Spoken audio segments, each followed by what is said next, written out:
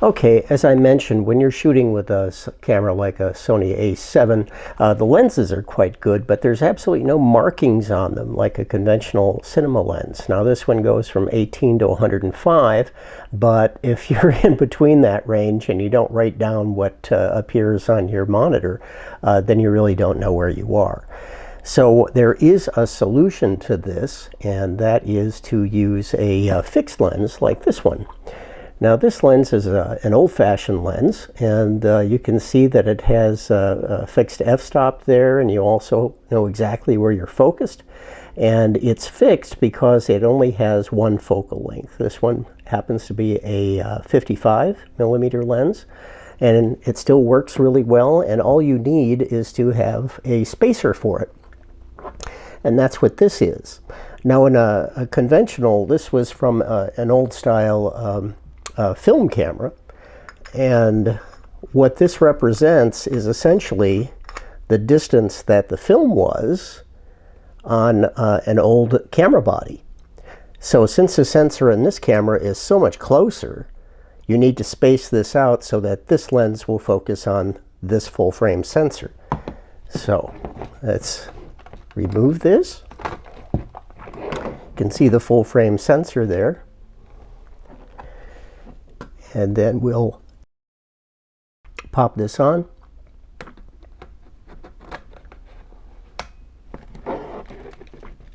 Okay, so here is the fixed focal length lens with the extender on the Sony a7. If we rotate that around, you can see that we, by changing the f-stop there, we can get the exposure.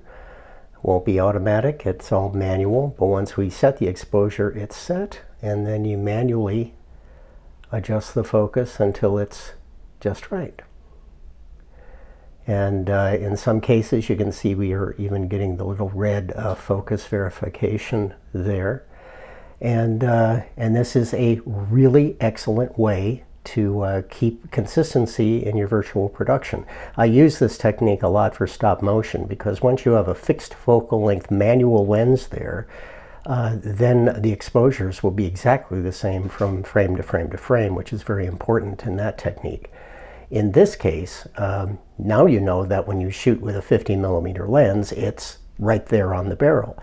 And now you might say, well, gosh, now I have to get a whole bunch of different lenses instead of just a zoom lens. But you have to keep in mind that this particular 50 millimeter lens is considered a normal lens for this camera, meaning that it simulates the view of the human eye. And there are a lot of pictures that were shot primarily with a single lens. The Godfather in particular, that was shot mostly with a 40 millimeter lens, which for that aspect ratio and film camera, Gordon Willis felt was the most similar to the human eye. So if you're just starting out in virtual production, I would say if you get a used 50 millimeter old-fashioned lens and an extender, and you can use that for your entire movie. No need to zoom, no need to do any of that. This will keep things consistent from shot to shot to shot, and a whole movie can be shot with a single focal length lens as an option. Have fun.